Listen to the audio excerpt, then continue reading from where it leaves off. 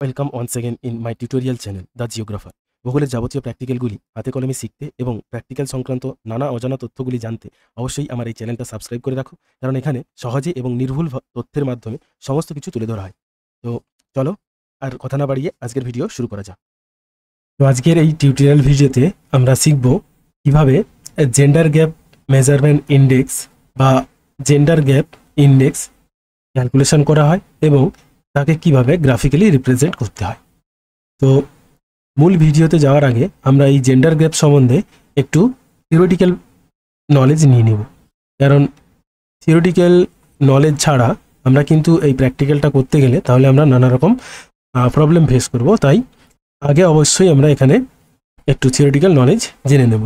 তো আজকে আমরা এই ভিডিওতে কী কী বিষয় নিয়ে আলোচনা করব সেটা যদি আমি দেখি তাহলে থিওরিটিক্যাল ব্যাকগ্রাউন্ড হবে, আর কিভাবে একটা পরীক্ষায় আমাদের প্র্যাকটিক্যালের পরীক্ষায় কিভাবে কোশ্চেন আসে সেটা সম্বন্ধে জানবো, কিভাবে তার ক্যালকুলেশন করা হয় এবং গ্রাফিক্যালি রিপ্রেজেন্টেশন কি করা হয়, এবং ফাইনালি হচ্ছে যেটা আমাদের ইন্টারপ্রিটেশন কি করে করব যে রেজাল্টটা আমাদের হয়। তো এই সমস্ত বিষয়গুলো আজকে আমরা জানবো। তো দেখো, জেন্ডার গ্যাপ মেজার ইন্ডেক্স বা জিজিএমআই, অথবা এটাকে আমরা কি বলি গ্লোবাল জেন্ডার গ্যাপ ইন্ডেক্স। এটা কি? এটা আর কিছুই না, একটা কম্প্রিহেন্সিভ মেজার অর্থাৎ বিস্তৃত একটি পরিমাপ পদ্ধতি, যেটা মূলত world economic forum WEF gender base disparities across country, অর্থাৎ লিঙ্গ বৈষম্যটাকে বিভিন্ন দেশের লিঙ্গ বৈষম্যের পরিমাণ কেমন আছে তা জানার জন্য 2006 সালে প্রথম এটাকে ব্যবহার করে। মূলত এটা কি করে যে কোন একটা দেশ বা অঞ্চলের মেল এবং ফিমেল পপুলেশনের মধ্যে কি কি সুযোগ সুবিধা পাচ্ছে ফিমেল পপুলেশনরা বা ফিমেল ক্যান্ডিডেটরা পুরুষদের থেকে, সেই বিষয়টা নিয়েই কিন্তু এখানে আলোচনা করা হয়। এখানে কি করা হয়, এখানে 4 কি ডাইমেনশন আছে, অর্থাৎ 4টে গুরুত্বপূর্ণ ডাইমেনশনকে এখানে ধরা হয়েছে, যার উপর ভিত্তি করে এই কম্প্যারিজনটা করা হয় যে মহিলারা না পুরুষরা কারা বেশি সুবিধা পাচ্ছে। কি কি সেই 4টে ইন্ডেক্স? একটা হচ্ছে economic participation and opportunity, educational attainment, health and survival এবং পলিটিক্যাল এম্পাওয়ারমেন্ট। এখানে আমরা এই 4টে বিষয় নিয়ে পরে ডিটেলসে আসছি। এই 4টে বিষয়ের মধ্যে অনেকগুলো আরও সাব পয়েন্ট আছে, যেমন labour force participation, wage equality, advance to high skill employment, এই সমস্ত কতগুলো বিষয়কে এখানে ইনক্লুড করা হয়েছে, যেখানে যে একজন মহিলা বা একজন ফিমেল পারসন একজন মেল পারসনের তুলনায় কতটা ইকোনমিক পার্টিসিপেশন অর্থনৈতিক ক্ষেত্রে কতটা সুযোগ পাচ্ছে, একই রকমভাবে শিক্ষাক্ষেত্রে কতটা সুযোগ পাচ্ছে। যেমন এখন আমরা যদি দেখি যে আমাদের পশ্চিমবঙ্গের ক্ষেত্রে আমরা দেখব যে ছেলেদের থেকে মেয়েদের শিক্ষার হার বেশি। তার মানে আমরা এটা বলতে পারি, বা আমরা কলেজ লেভেল বা স্কুল লেভেলে যদি দেখি যে মেয়েদের পড়াশোনার বা সংখ্যা অনেক বেশি ছেলেদের তুলনায়। তার মানে এখানে আমাদের পশ্চিমবঙ্গের ক্ষেত্রে মেয়েরা কিন্তু অনেক বেশি সুযোগ পাচ্ছে বা প্রায় সমান তালে পুরুষদের সঙ্গে সুযোগ পাচ্ছে। 3 নম্বরে যেটা বলেছে হেলথ অ্যান্ড সার্ভাইভাল, একই রকম হেলথ সেক্টরে কীভাবে তারা বিভিন্ন ধরনের সুযোগ সুবিধাগুলো পাচ্ছে, আর পলিটিক্যাল ক্ষেত্রেও একই রকম কী কী সুবিধা পাচ্ছে, সেই সমস্ত বিষয়গুলো নিয়ে আমরা এখানেই আলোচনা করব। এই 4টে মেজর যে ডাইমেনশন অর্থাৎ মূল গুরুত্বপূর্ণ পরিমাপের দিক, সেগুলোর উপর ভিত্তি করেই কিন্তু আমাদের এই জেন্ডার গ্যাপ মেজারমেন্ট ইন্ডেক্সটা পরিমাপ করা হয় বা করা হবে। এরপর যেটা হচ্ছে যে এই যে 4টে ডাইমেনশন রয়েছে, অর্থাৎ ইকোনমিক থেকে শুরু করে এবং পলিটিক্যাল এম্পাওয়ারমেন্ট পর্যন্ত, এই 4টে ডাইমেনশনের উপর ভিত্তি করে এদেরকে একটা স্কেলে ভাগ করা হয়। 0 থেকে 1-এর মধ্যে একটা স্কেল ধরা হয়েছে, যেখানে 1 কি রিপ্রেজেন্ট করছে, 1 রিপ্রেজেন্ট করছে সিগনিফিকেন্টলি ফুল জেন্ডার প্যারিটি, অর্থাৎ যদি রেজাল্টটা আমার 1 হয় তাহলে আমি বলবো যে সেখানে মহিলা সম্প্রদায় এবং পুরুষ সম্প্রদায় উভয়ই সমান সুযোগ সুবিধা পাচ্ছে। আর যদি 0 হয় তাহলে আমি বলবো সিগনিফিকেন্টলি জেন্ডার ডিসপ্যারিটি, অর্থাৎ ওই দেশ বা ওই অঞ্চলে মহিলারা পুরুষদের তুলনায় সব থেকে বা অনেক কম সুযোগ সুবিধা পাচ্ছে এই 4টে ডাইমেনশনের পার্সপেক্টিভে। এই হলো এদের স্কেল, এবং এই স্কেলের ভিত্তিতে আমরা যখন ক্যালকুলেশন করব তখন দেখবো রেজাল্টটা এরকমই আসবে 0 থেকে 1-এর মধ্যে। তারপর ভিত্তি করে আমাদের ইন্টারপ্রিটেশন করতে হয়, সেই ইন্টারপ্রিটেশন স্কেল আমি ক্যালকুলেশনের পরে সেখানে আলোচনা করব যে কীভাবে আমরা এটাকে ইন্টারপ্রেট করব। এবার তাহলে আমরা যদি একটা রিপোর্ট দেখে নিই যে বর্তমানে পৃথিবীতে জেন্ডার ডিসপ্যারিটিস বা প্যারিটির কি রিপোর্ট রয়েছে। 2023 সালের একটা রিপোর্ট রয়েছে, যেখানে বলা হয়েছে যে বর্তমানে 68.4% জেন্ডার ডিসপ্যারিটিস রয়েছে, অর্থাৎ এখনও পর্যন্ত 31.6% ডিসপ্যারিটি রিমেনিং, 68.4% প্যারিটি রয়েছে, অর্থাৎ 100 জন পুরুষের মধ্যে পুরুষ যদি কোনো ক্ষেত্রে কাজ করে তাহলে 68% মহিলা সেখানে কাজ করছে, আর 1.6% ডিসপ্যারিটি রয়েছে। এবং এটা মনে করা হয় যে আগামী 131 বছরের মধ্যে এই যে ডিসপ্যারিটিসটা আছে সেটা কমে পুরো ইকুয়ালিটি হয়ে যাবে বা প্যারিটিটা চলে আসবে। এটা কার মত? এটা হচ্ছে ওয়ার্ল্ড ইকোনমিক ফোরাম, যারা এই জিজিআই প্রতিষ্ঠা করেছে বা ব্যবহার করেছে, ফর্মুলাটা দিয়েছে, তাদের দ্বারা প্রকাশিত তথ্য। এটা প্রত্যেক বছর এই ওয়ার্ল্ড ইকোনমিক ফোরাম দ্বারা প্রকাশিত হয়। এবার ওয়ার্ল্ডের সাপেক্ষে আমরা এবার ইন্ডিয়ার পার্সপেক্টিভে যদি দেখে নিই তাহলে দেখব 2023 সালের একটা রিপোর্ট অনুযায়ী ভারত 127তম স্থানে অবস্থান করে আছে 146টা দেশের মধ্যে। মানে ভারতের অবস্থা খুবই শোচনীয়, যদিও এটা 2023 সালের রিপোর্ট, এখন অনেকটা আপডেট হয়েছে। তো মানে ভারতবর্ষে এখনও জেন্ডার ডিসপ্যারিটিসটা প্রচুর পরিমাণে থেকে গেছে।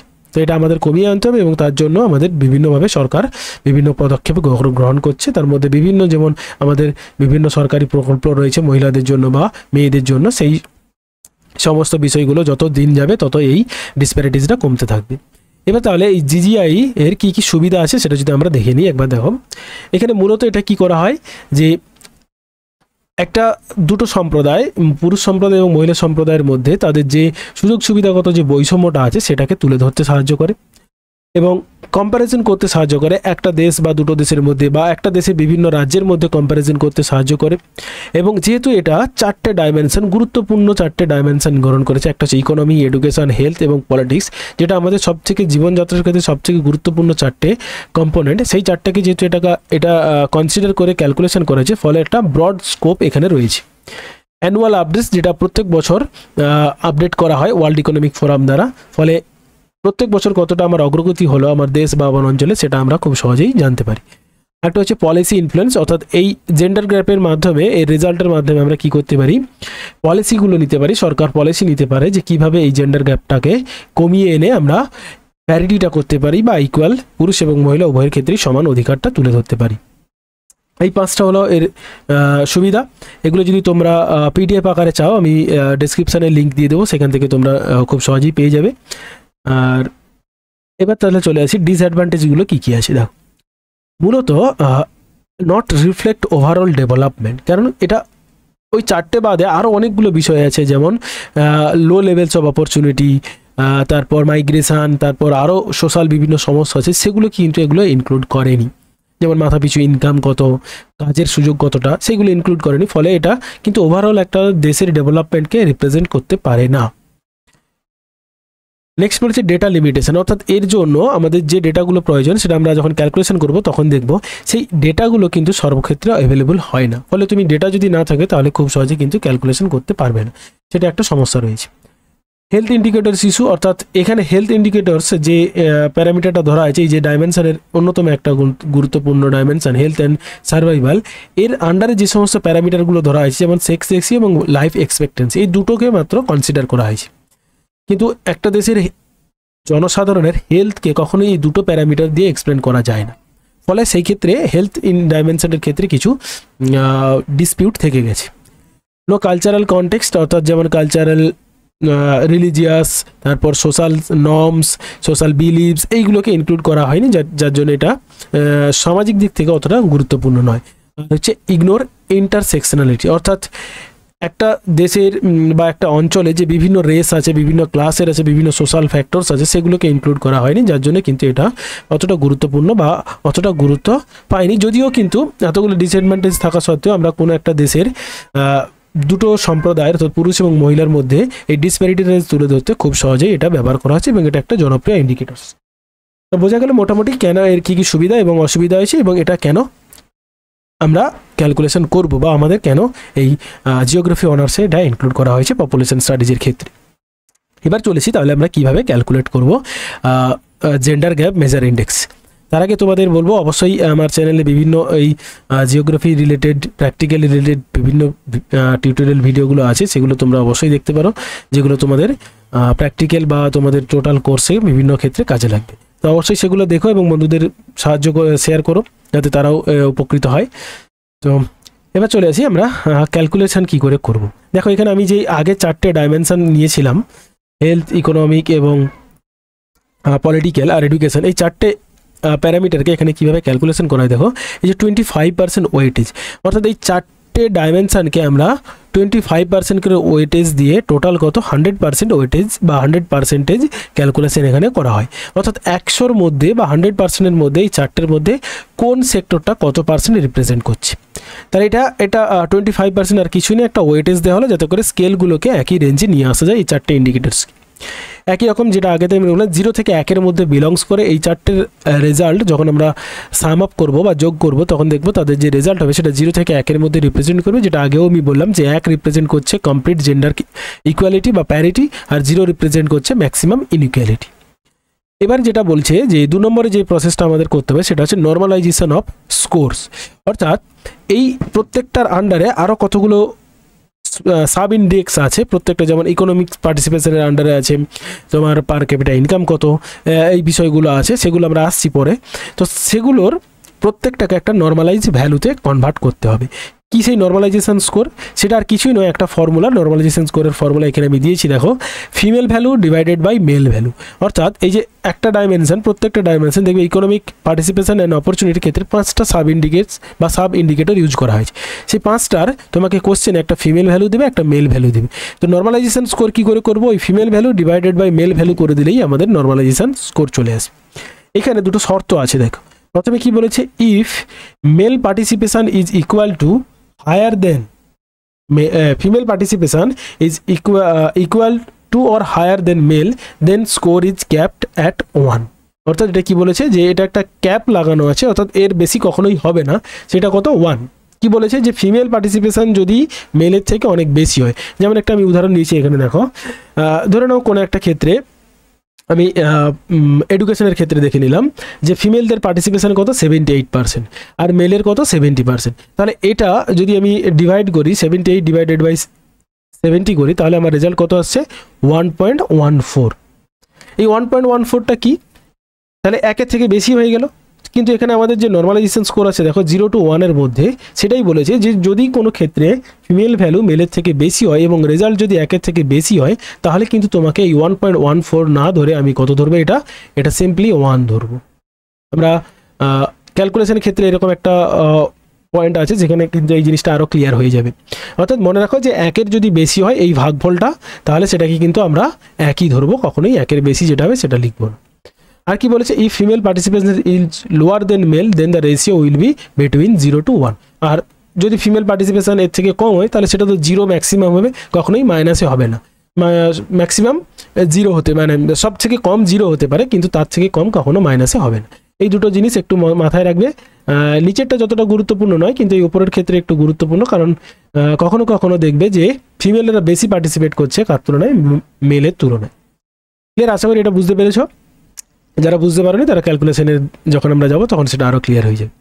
এবার দেখো এই যে আমি বললাম যে প্রত্যেকটা সাব ইন্ডিকেটরসকে আবার তাদেরকে মানে প্রত্যেকটা ডাইমেনশনকে আবার কতগুলো সাব ইন্ডিকেটরে ভাগ করা হয়েছে। সেটা দেখো, এটা হচ্ছে 4টে ডাইমেনশন, 1 2 3 4, 4টে ডাইমেনশন। এবার এই 4টে ডাইমেনশনের মধ্যে ইকোনমিক পার্টিসিপেশন অ্যান্ড অপরচুনিটির ক্ষেত্রে আরও 5টা সাব ইন্ডিকেটরস রয়েছে। 1 নম্বর হচ্ছে লেবার ফোর্স পার্টিসিপেশন, যেটা পার্সেন্টেজে আছে। Wage equality for similar work adjusted 0 to 1 scale, এটা একটা ফিক্সড স্কোর, যেটা ফিক্সড করা হয়েছে কোনো আমাদের দেশের সাপেক্ষে। প্রত্যেকটা দেশে এটা ফিক্সড করা থাকে, ফলে এটা আর তোমাদের ক্যালকুলেশনের করার প্রয়োজন হবে না, যেটা এমনি দেওয়া থাকবে কোশ্চেনের মধ্যেই। 3 নম্বর হচ্ছে এস্টিমেট আর্ন ইনকাম, অর্থাৎ একজন মহিলা একজন পুরুষের সঙ্গে কম্পেয়ারে কত টাকা আর্ন করতে পারে, estimate. Legislator and senior official and managers, অর্থাৎ একটা দেশের বা অঞ্চলের কতজন মহিলা কতজন পুরুষ বিভিন্ন ধরনের অফিসিয়াল কাজে ম্যানেজার পদে নিয়োজিত আছে। আর প্রফেশনাল অ্যান্ড টেকনিক্যাল ওয়ার্কার্স, অর্থাৎ একই রকমভাবে কোনো একটা অঞ্চলে পুরুষ এবং মহিলার কত পার্সেন্ট বা কতজন এই টেকনিক্যাল ওয়ার্কার্সের, যেমন ইঞ্জিনিয়ার, তারপর ডাক্তার, তারপর আরও বিভিন্ন যে সমস্ত কাজগুলো আছে সেগুলোতে তারা পার্টিসিপেট করে। এইগুলো হচ্ছে ইন্ডিকেটর। এবং একই রকম প্রত্যেকটা ইন্ডিকেটর হচ্ছে ওই জিনিসটাই একই জিনিস ধরা হয়েছে, যে এডুকেশন অ্যাটেনমেন্টের ক্ষেত্রে, লিটারেসির ক্ষেত্রে ধরা হয়েছে যে কোন একটা দেশ বা অঞ্চলে কত পার্সেন্ট মেল আর কত পার্সেন্ট ফিমেল লিটারেসি পার্সেন্টেজ বা শিক্ষারতার হার কতটা রয়েছে। এনরোলমেন্ট ইন প্রাইমারি এডুকেশনে কতজন অংশগ্রহণ করেছে তার পার্সেন্টেজ ফিমেল এবং male. Enrolment in secondary education, enrolment in tertiary education, এইভাবে ক্যালকুলেশন করা হয়েছে প্রত্যেকটা ইন্ডিকেটরসকে এবং তাদের পার্সেন্টেজ রয়েছে। এখানে একটা দেখো years with female head of state in last 50 years, এটা একটু আলাদা বিষয়, সেই জন্য আমি আলোচনা করছি যে কোন একটা স্টেট বা কোন একটা দেশে একজন ফিমেল ক্যান্ডিডেট লাস্ট 50 বছরে কতজন সেই দেশের মুখ্যমন্ত্রী বা প্রধানমন্ত্রী বা হেড হিসেবে সেই দেশের বা সেই রাজ্যের হেড হিসেবে নিজেকে প্রতিষ্ঠা করেছে একজন ফিমেল ক্যান্ডিডেট, সেইটা এখানে ক্যালকুলেট করা হবে। ফিমেল যদি আমাদের পশ্চিমবঙ্গের ক্ষেত্রে আমরা যদি দেখি যে আমাদের মুখ্যমন্ত্রী বর্তমানে একজন ফিমেল ক্যান্ডিডেট, যিনি বিগত কয়েক বছর ধরেই আছেন, মানে লাস্ট 50 বছরের মধ্যেই আছেন, সুতরাং এখানে আমরা কিন্তু এখানে অনেকটা বেনিফিট পাবো। হেলথ সার্ভাইভালের ক্ষেত্রে সেক্স রেশিও অ্যাট বার্থ, এটাও একটা ক্যাপ। এটা ভারতবর্ষের ক্ষেত্রে যেটা ধরা হয় যে প্রত্যেক 1000 জনে 944 জন, প্রত্যেক 1000 মেল মেল চাইল্ড যে বার্থ বা জন্ম হয় তার মধ্যে 944 জন হচ্ছে ফিমেল থেকে, অর্থাৎ 1000 জন যদি ছেলে জন্ম করে তার মধ্যে 944 জন ফিমেল জন্মগ্রহণ করে। আর হেলথ লাইফ এক্সপেক্টেন্সি ইয়ার, অর্থাৎ একজন ফিমেলের প্রত্যাশিক জীবন কত বছর হতে পারে আর একজন মেলের প্রত্যাশিক জীবন কত বছর হতে পারে, এই বিষয়গুলো এখানে ক্যালকুলেট করা হয়। এবার এর ফর্মুলাটা কি, এই যে ইন্ডিকেটরসগুলো আছে সেইগুলোকে আমরা সামারাইজ করে একটা সাম অফ ইন্ডিকেশনে নিয়ে আসবো, যেটাকে আমরা বলছি ইকোনমিক ইন্ডিকেশন। তার ফর্মুলা কি, এই যে প্রত্যেকটা ইন্ডিকেটর আছে যে sum of each indicator score divided by 5, অর্থাৎ প্রত্যেকটা ইন্ডিকেটরসের একটা আমরা রেশিও পাবো এই মেল বাই ফিমেল করে, সেটা আমরা পরের টেবিলে বুঝতে পারবো। তাকে আমরা কি করব, 5 দিয়ে ভাগ করব। এই 5টা কি, এই 5টা হলো এখানে এই যে 5টা কম্পোনেন্ট রয়েছে, অর্থাৎ ইকোনমিক অপরচুনিটির ক্ষেত্রে যে 5টা কম্পোনেন্ট নিয়েছে তার জন্য আমরা কি নেব 5, নাম্বার অফ কম্পোনেন্টের জন্য 5। এখানে দেখো 4টে আছে সেই জন্য এখানে 4, এখানে 3টে আছে সেই জন্য 3, অ্যান্ড এখানে 2টো আছে সেই জন্য এখানে 2। ক্লিয়ার? আশা করি বুঝতে পারলে যে কীভাবে ফর্মুলাটা অ্যানালাইসিস হয়েছে বা ফর্মুলাটা কীভাবে তৈরি হয়েছে। ওকে, এতদূর যদি বুঝতে পারো তাহলে অবশ্যই লাইক করো। আর এবার আমরা চলে আসি মূল পার্ট, যেটা হচ্ছে আমাদের একটা প্র্যাকটিক্যালের কোশ্চেন কি থাকে বা কিভাবে একটা প্র্যাকটিক্যালের কোশ্চেন হয়। দেখো কি বলেছে এখানে, আমি একটা আরবিটারি কোশ্চেন নিয়েছি। Following data tables are given in the demographic information of country A, অর্থাৎ একটা দেশ যার নাম এ, তার ডেমোগ্রাফিক ইনফরমেশন এখানে নিচে দেওয়া আছে। In the year 2022 find out GGMI, অর্থাৎ gender gap measure index with suitable diagram, অর্থাৎ তোমাকে এই টেবিলটার মধ্যে থেকে এখানে জিজিআই ক্যালকুলেশন করতে হবে। তাহলে এখানে এই কোশ্চেনে কী কী দেওয়া আছে দেখো, প্রথমেই তোমাকে 4টে ডাইমেনশন দিয়ে দিয়েছে, economic, education, health and political. এই 4টে ডাইমেনশনের আন্ডারে যে ইন্ডিকেটার্সগুলো আছে সেগুলোও তোমাকে দিয়ে দিয়েছে। দেখো 1 2 3 4 5, এর 5টা, এর 4টা, এর 3টে, এর 2টো পরপর করে সাজানো আছে। এটা হয়তো তোমাদের সাজিয়ে নাও দিতে পারে, সেটা একবার দেখে নেব। এবার এখানে কি দিয়েছে, মেল পার্সেন্টেজ কত রয়েছে এবং ফিমেল পার্সেন্টেজ কত রয়েছে আর মেল পার্সেন্টেজ কত রয়েছে, প্রত্যেকটা ইন্ডিকেটরসের ভ্যালু এখানে দিয়ে দিয়েছে। আর এই যে ক্যাপ বললাম, আমি আগেও বললাম যে এটা একটা ফিক্সড ভ্যালু, যেটা wage equality for similar work, কোনো একটা দেশ বা অঞ্চলে যেটা ফিক্সড করা থাকে 0.72, এটাকে আর পার্সেন্টেজে কনভার্ট করতে হবে না বা এটাকে ভাগ করতে হবে না। তাহলে আমাদের ফর্মুলা অনুযায়ী নর্মালাইজেশনের যে স্কোর আছে তাকে আমরা কী করতে হবে, ফিমেল বাই মেল করতে হবে। এটা হচ্ছে নর্মালাইজেশনের ফর্মুলা। তাহলে সেই ফর্মুলা অনুযায়ী আমি এখানে একটা টেবিল তৈরি করব, যেটাকে এই ভ্যালুটা দেয়, অর্থাৎ 68 ডিভাইডেড বাই 79 করে তার একটা ভ্যালু পাবো, সেটা আমরা একটা টেবিলে করব। এইরকম তোমাকে একটা কোশ্চেন দেওয়া থাকবে, এখানেও একই রকম এই যে সেক্স রেশিওটা ফিক্সড করা আছে, যেটা আগে বললাম। তাহলে এইটা হলো কোশ্চেন, এইটা তোমাদের কোশ্চেনের মধ্যে দেওয়া থাকবে, তো সেটাকে ভালো করে একবার দেখে নেবে এবং তারপর আমরা ক্যালকুলেশন দিকে যাব। তাহলে এরপর চলে এসো ক্যালকুলেশন বা সলিউশন দিয়ে স্টেপ 1 করবে, লিখবে calculation table for normalisation of each indicator. এটা হয়ে গেল। এবার আমাকে এখানে টেবিলটা তৈরি করতে হবে। এই টেবিলটা তৈরি করা একটু দেখে নাও, একটু আমি যতটা সম্ভব সোজা করে তৈরি করেছি। প্রথমেই আমরা ইন্ডিকেটার্সগুলো এদিকে নিয়ে নিয়েছি, অর্থাৎ ডাইমেনশনগুলো কিন্তু নয়, ডাইমেনশনগুলো সব এখানে লেখা আছে, ইন্ডিকেটার্সগুলো আমরা সাজিয়ে নিয়েছি যাতে করে একটা টেবিলের মাধ্যমে আমরা পুরো ডেটাটাকে অ্যাড করতে পারি। তাহলে ইন্ডিকেটার্সগুলো আমি বাম দিকে প্রথম কলামে নিয়ে নিয়েছি, তারপর কলামে করেছি ফিমেল এবং মেল পার্সেন্টেজ, যেটা আমাকে কোশ্চেনে দেওয়া ছিল এইটা 68 79, এখানে দেখো 68 79 লিখেছি। আর ঠিক এর ওপরে আমি করেছি ইকোনমিক পার্টিসিপেশন অ্যান্ড অপরচুনিটি। তোমরা এইভাবে রোগুলো টেনে নেবে, প্রথমে রো এবং কলাম যতগুলো আছে 1 2 3 4 5 6, তারপর এটা পেন্সিল দিয়ে টেনে নিয়ে এটা মুছিয়ে দেবে, দিয়ে এখানে লিখে দেবে ইকোনমিক পার্টিসিপেশন অ্যান্ড অপরচুনিটি। তাহলে এর আন্ডারে 5টা আছে, এখানে আমি কোশ্চেনে দেওয়া ভ্যালুগুলো লিখে নিয়েছি। এরপরে কি করেছি, এই যে রেশিও F/M, রেশিও অথবা স্কোর, অর্থাৎ female value divided by male value. তাহলে আমরা যদি 68কে 79 দিয়ে ডিভাইড করি তাহলে রেজাল্ট হয় কত, 0.86। এটা তোমরা ক্যালকুলেটর করো, খুব সহজেই ক্যালকুলেশন করতে হবে, দেখবে এই রেজাল্টটাই আসবে। একই রকমভাবে আমরা প্রত্যেকটা যে ইন্ডিকেটরস আছে একই রকমভাবে সাজিয়ে নিয়েছি এবং প্রত্যেকটাকে ওইভাবে ভাগ করেছি, আর যেটা ফিক্সড বেঞ্চমার্ক আছে সেটা ফিক্সডই লিখে দিয়েছি। দেখো এটা তোমরা স্ক্রিনটাকে পজ করে দেখতে পারো, অথবা আমি PDF দিয়ে দেবো, সেখান থেকে ডাউনলোড করে নিতে পারো। এরপর আমরা কি করেছি, প্রত্যেকটা রেশিও আমি ক্যালকুলেশন করে নিয়েছি। এখানে দেখো এই রেশিও কলামে, এখানে দেখো এই জিনিসটার দিকে আমি যেটা বলছিলাম যে ক্যাপড জিনিসটা কেমন, দেখো 76 ডিভাইডেড বাই 68, এটাকে যদি তোমরা ক্যালকুলেটরে ডিভাইড করো তাহলে রেজাল্টটা কত হবে, দেখো 70 নিশ্চয়ই একের বেশি হবে। 76 ডিভাইডেড বাই 68 যদি আমি করি তাহলে রেজাল্ট হয় 1.12। তাহলে 1.12, এখানে আমার লেখার উচিত ছিল 1.12, কিন্তু ওই যে ক্যাপড বলা আছে যে একের যদি বেশি হয় তাহলে সেটাকে তোমাকে 1 ধরতে হবে, একের বেশি ধরা যাবে না, সেই জন্য আমি এখানে কত লিখেছি, 1। বোঝা গেল নিশ্চয়ই রেশিওটা কিভাবে ক্যালকুলেশন করেছি, শুধু একদম সোজা পদ্ধতি, শুধু একটু ক্যালকুলেশন করতে হবে, যেটা ক্যালকুলেশন করতে সময় লাগবে। নেক্সট দেখো এবার আমি এখানে যেটা করেছি, সাব ইন্ডেক্স স্কোর, নেক্সট কলামে sum of ratio score divided by number of sub index, অর্থাৎ এই যে প্রত্যেকটা যে রেশিওর যে আমি পেলাম, প্রত্যেকটা রেশিও যে পেলাম এখানে, এই প্রত্যেকটাকে কি করেছি আমি যোগ করেছি। দেখো 0.86, 0.72, 0.22, 0.16, প্রত্যেকটাকে যোগ করেছি, ডিভাইড করেছি কত দিয়ে, 5 দিয়ে। কারণ 5 কেন না, এখানে এই যে 5টা আমার সাব ইন্ডিকেটরস আছে, সেই জন্য আমি 5 দিয়েছি। দিয়ে এই সবগুলোকে যোগ করে 5 দিয়ে ভাগ করলে যেটা রেজাল্ট হয় 0.69। ক্যালকুলেশন করে দেখো এই রেজাল্টটাই হবে। এবং প্রত্যেকটার একই রকমভাবে সমস্ত সাব ইন্ডিকেটরগুলো যোগ করেছি, 4 দিয়ে ভাগ করেছি, এখানে রেজাল্ট হয়েছে 0.874। পলিটিক্যাল এম্পাওয়ারমেন্টের ক্ষেত্রে যেহেতু এখানে 3টে ইন্ডিকেটরস আছে, সেই জন্য আমি এই 3টেকে যোগফল দিয়ে 3 দিয়ে ভাগ করেছি। হেলথের ক্ষেত্রে 2টো আছে, সেই জন্য sum of each indicator divided by 2। এইগুলো কিন্তু তোমরা অবশ্যই ক্যালকুলেশন যখন করবে তখন এইভাবে লিখে লিখে করবে, তাহলে তোমাদের নাম্বার কাটার কোনো সুযোগ থাকবে না, কিন্তু নাহলে নাম্বার কেটে নিতে পারে। এবার তাহলে এই সাব ইন্ডিকেটরসগুলো পেয়ে গেলাম। এবার আমাদের ফাইনাল যেটা করতে হবে সেটা হচ্ছে জেন্ডার গ্যাপ ইন্ডেক্স মেজার করতে হবে। তার জন্য আমি এখানে স্টেপ 2তে ক্যালকুলেশনটা করিয়ে দেখিয়েছি যে ওভারঅল জেন্ডার গ্যাপ মেজার ইন্ডেক্সের ফর্মুলা কি।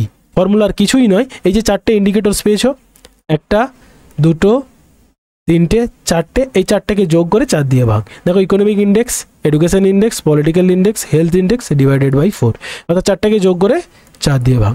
তার মানে রেজাল্ট হবে কত, 2.686 যদি হয় তাহলে রেজাল্ট হবে 0.672। এটাই আমার জিজিআই ইন্ডেক্স বা জিজিএমআই ইন্ডেক্স।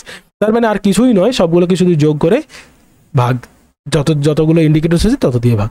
এই হয়ে গেল তোমাদের ক্যালকুলেশন স্টেপ। তাহলে আমার এখানে রেজাল্ট কত বেরোলো, 0.62। তাহলে এটাকে আমাকে ইন্টারপ্রেট করতে হবে এবং গ্রাফিক্যালি রিপ্রেজেন্ট করতে হবে। যদি এখানে আমি একটা কথা জিনিস মনে রাখবে যে যদি তোমাদের একটা দেশের জায়গায় মানে একটার পর এখানে আমি একটা দেশ নিয়ে ক্যালকুলেশনটা করেছি, এখানে যদি একটা জায়গায় 2টো দেশ দিয়ে দেয় বা এইভাবে, তাহলে কিন্তু তোমাদের গ্রাফিক্যাল রিপ্রেজেন্টেশনটা হবে এই ভ্যালুটা দিয়ে, জিজিআইএমআই ইন্ডেক্স দিয়ে।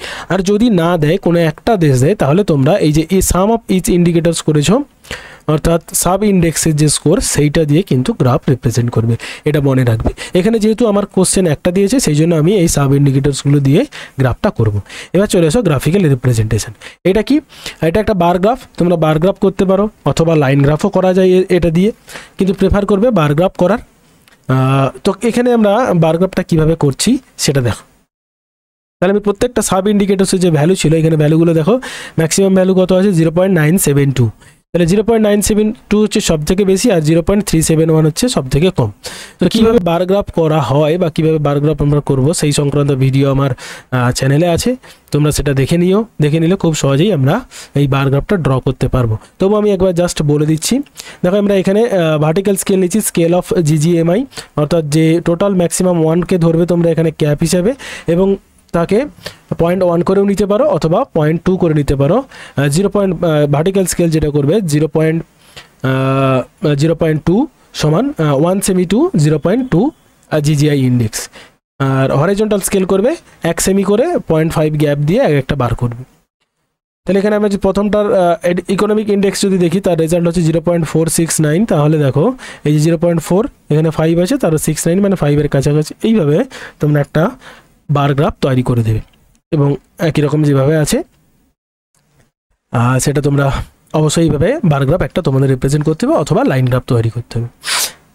তাহলে এখান থেকে আমরা কি বুঝতে পারি, যে এখান থেকে বুঝতে পারি যে হেলথ ইন্ডেক্সের ক্ষেত্রে সবথেকে ভালো যেখানে মেল এবং ফিমেলের কম্প্যারিজনটা সবথেকে বেটার হয়ে আছে। এবার এটা তো রিপ্রেজেন্ট করলে গ্রাফিক্যালি রিপ্রেজেন্টেশন করা হলো, কিন্তু যখন আমরা ইন্টারপ্রিটেশন লিখব তখন কিন্তু আমাদের একটা স্কেল ফলো করতে হবে। তখন কিন্তু ইন্টারপ্রিটেশনটা আমরা লিখব কার উপর ভিত্তি করে, এই জিজিআই ভ্যালু যেটা বেরিয়েছে অর্থাৎ 0.672-র উপর ভিত্তি করে আমাকে ইন্টারপ্রিটেশন লিখতে হবে। এগুলোকে তোমরা ইনক্লুড করবে যে এর মধ্যে হেলথ ইন্ডেক্সটা সব থেকে বেটার এবং পলিটিক্যাল ইন্ডেক্সটা সব থেকে পোর পারফর্ম করছে, কিন্তু আমাকে ইন্টারপ্রিটেশন লিখতে হবে ওই জিজিআই ভ্যালুর উপর ভিত্তি করে। তাহলে দেখো ইন্টারপ্রিটেশনটা কিভাবে আমরা লিখব। ওকে, তাহলে ইন্টারপ্রিটেশনের ক্ষেত্রে আমরা কি দেখব, যে প্রথমেই আমরা জেন্ডার গ্যাপ ইন্ডেক্স কাকে বলে 2 লাইনে একটা লিখে দেবো যে জেন্ডার গ্যাপ ইন্ডেক্সটা কি। তারপর যেটা আমরা করেছি কি দেখো, here in the above section we analyse gender gap of country, যে কান্ট্রির নাম দেবে এখানে বা যে দেশের বা অঞ্চলের নাম দেবে সেটা এখানে লিখে দেবে। তাহলে কি বললাম, ওপরের এই অংশে আমরা এই দেশের জেন্ডার গ্যাপ ইন্ডেক্স মেজারমেন্ট করেছি।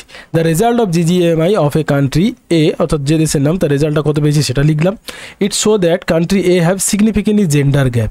তাহলে এই সিগনিফিকেন্স অফ জেন্ডার গ্যাপ সেটা আমরা কোথায় পেলাম, সেটা আমরা পেলাম এই স্কেল থেকে। এখানে দেখো আমি তোমাদের স্কেলটা দিয়েছি 0.91 থেকে এক্সিলেন্ট জেন্ডার প্যারিটি যদি 0.9 থেকে 1-এর মধ্যে হয়, এবং সেই দেশগুলো কোনগুলো, আইসল্যান্ড, ফিনল্যান্ড, এগুলো লেখার দরকার নেই, এগুলো জাস্ট বোঝার জন্য দেওয়া আছে।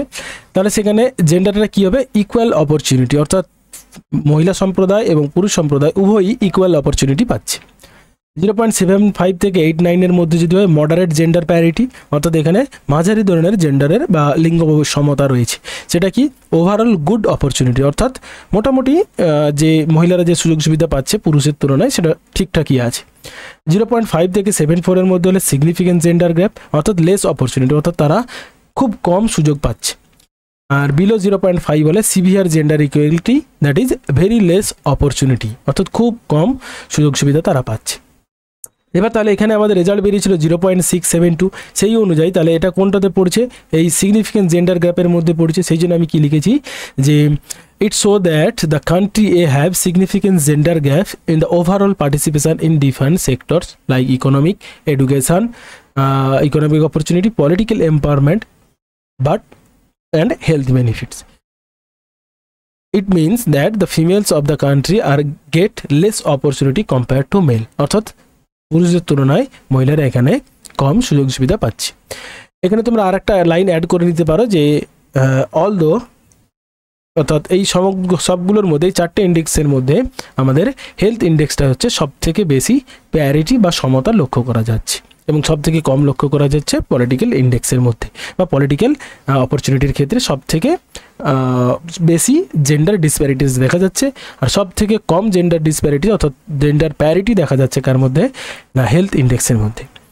এই হলো তোমাদের জিজিএমআই অর্থাৎ জেন্ডার গ্যাপ মেজার ইন্ডেক্স, কীভাবে ক্যালকুলেশন করব, কি তার থিওরিটিক্যাল নলেজ এবং ইন্টারপ্রিটেশন কিভাবে আমরা লিখব।